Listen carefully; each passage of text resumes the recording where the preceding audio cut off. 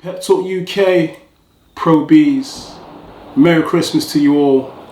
We hope you have a happy New Year also as well. And I'm delighted to be joined once again by Dirty Harry. How are you? Yeah, I'm good, mate. How you doing? What's that thing you got in your head? It's a sombrero.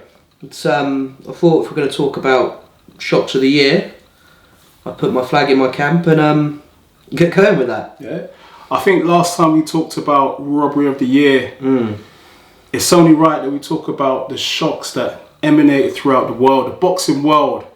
We've got to talk about the shock of the year. What was the shock of the year? Surprisingly? Yeah, well for me, I think a lot of other people, Anthony Joshua, Andy Ruiz, the first fight where AJ lost. I wasn't expecting that. Didn't see it come in, almost didn't think it was possible. So yeah, that's my sort of shock of the year, I think, in my opinion. What did you make of it? Literally, this fight for me, I thought was a formality. Yeah, Andy Ruiz had a fantastic amateur pedigree coming to this fight. Talking to Dean White a lot, Dean White rated Andy Ruiz Jr, especially from watching him in that close fight with Joseph Parker over 12 rounds. A lot of people say he was unlucky to lose that fight. But my personal opinion is before that fight, I thought it would be a formality for AJ.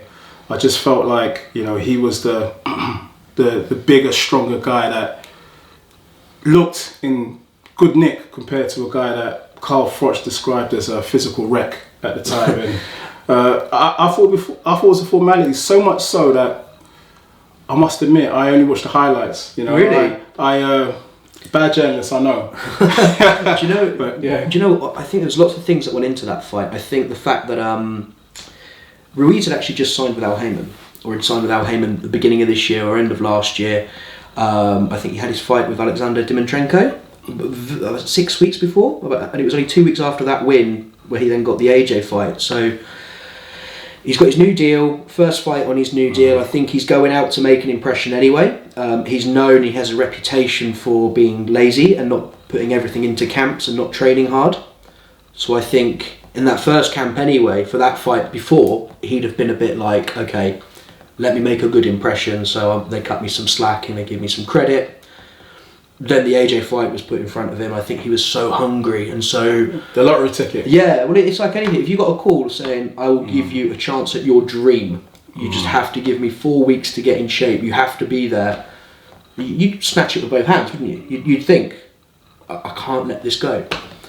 I think he was on a run anyway with that, so mix that with Joshua preparing for a completely different fight. Different opponent, and I think that also played a pivotal role.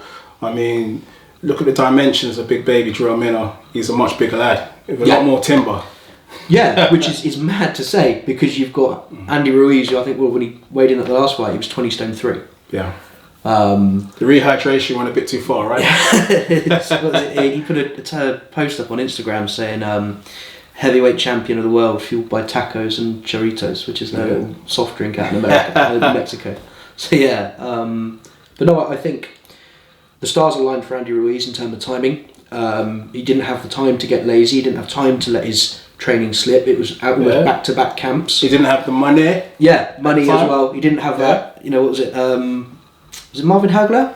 The runs in the morning always get harder to do when you have to wake up in your silk pajamas. That's right, in the silk pajamas. So those 4 a.m. runs, they turn to 9 a.m. runs. Yeah, and those training camps turn into, what was it Andy Ruiz was doing? I think he had a naked woman turn up at his birthday party so he could eat sushi off her. She's like laying on a table.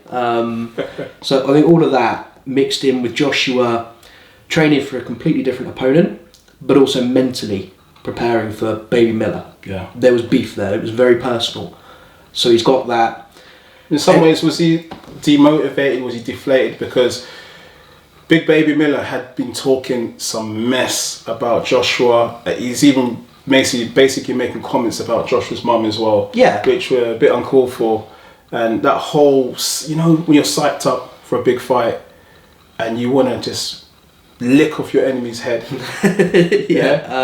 And then you just get Andy Ruiz, who, again, a lot of people slept on.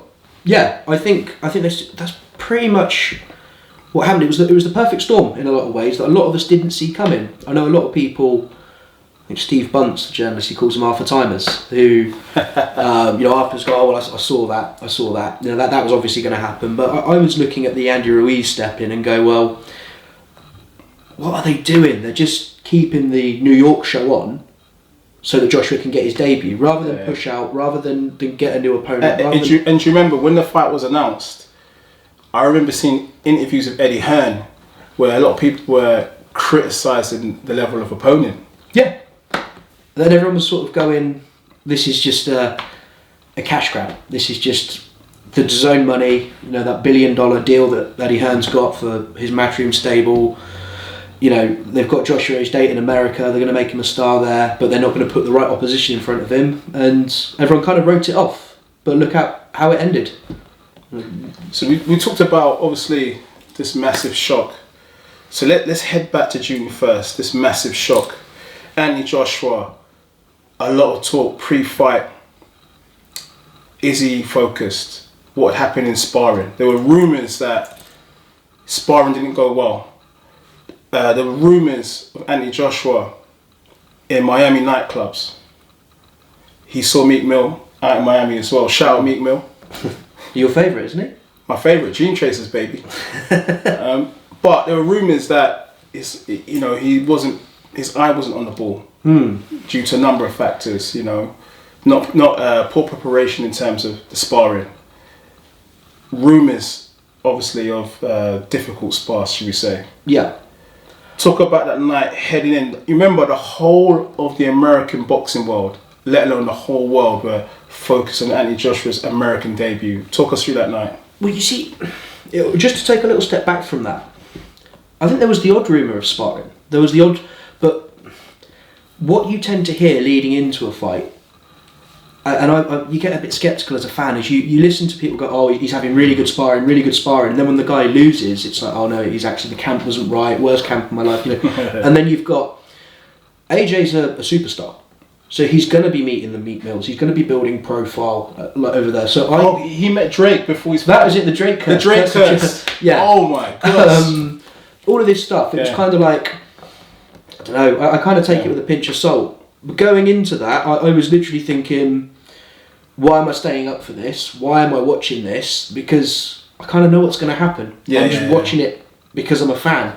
I'm one of those people that will stay up, watch the big fights in America so I can see it live. There's something about seeing especially a heavyweight fight, whether it be live on the telly, that you can't quite replicate watching back the highlights on YouTube and that sort of thing, because that unknown element that comes in, which I think this fight really, really showed. But there was, despite all the pre-fight rumours, etc., Anthony Joshua knocked down Andy Ruiz Jr. Yeah. In the third round, with a lovely hook. Yeah. Right? People weren't really discussing that. They were just discussing the 4 knockdowns throughout the fight. Yeah. I think that... He got buzzed and it disorientated him. Yeah. And that basically helped the conclusion of the fight. No, exactly. Yeah? I think... Rather so than the pre-fight rumours. I think so. I mean, he said there's going to be a reason coming out soon. He said he was very sick. AJ came out and said before the fight, this is after he beat him in the rematch, he said, look, before the fight I asked someone in my team to bring me a bucket of ice so I could stick my head in it to get ready. So there must have been something there. Was it bad sparring? Was it this? I don't think so. I think it would have been an illness or something. But again, I don't know if it was just me, but everybody came out after the fight and said, oh, when he was chewing his gum shield, that I knew he wasn't right, he wasn't focused. I was looking at him thinking... He looked cool, calm and relaxed. Yeah. Man. He looked like, he had a job to do. It was a highly anticipated debut and he was just going to go out there and instruct his stuff. And it was almost like, I think he might have just resigned himself to, I've not got the fight I want, let me just go through this guy and then we'll get what I want. We'll move on to the bigger pieces. I think he might have overlooked Ruiz, in all honesty, because compare that entrance and the way he was in fight week 2, Saudi, where his entrance in Saudi was unreal because he was just laser focused. There was no messing about. To be fair, he did little interviews before, a few interviews before He really stayed out of the media, not a lot of social media posting as well. He seemed like he had a job to do. He had to prove the critics wrong. Yeah. And that was all he was focused on doing. I was just really worried that he might Ronda Rousey it and just do that, you know, blackout, silent, almost title approach.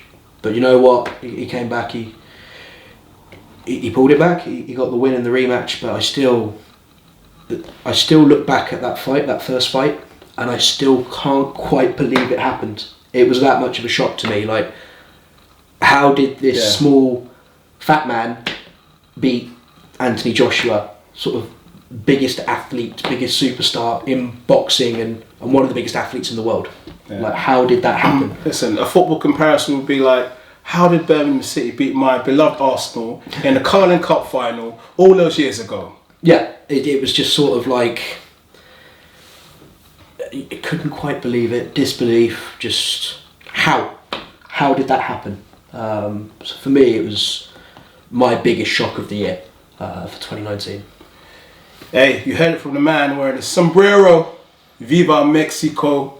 Andy Ruiz Jr. defeating Anthony Joshua June the 1st. And this year, 2019, was the shock of the year. Remember, let us know what you think about this shock. Let us know what you think of the comeback fight. Dirty Harry, Pro Beez, we signing out. Remember, subscribe. Pep Talk. Over and out.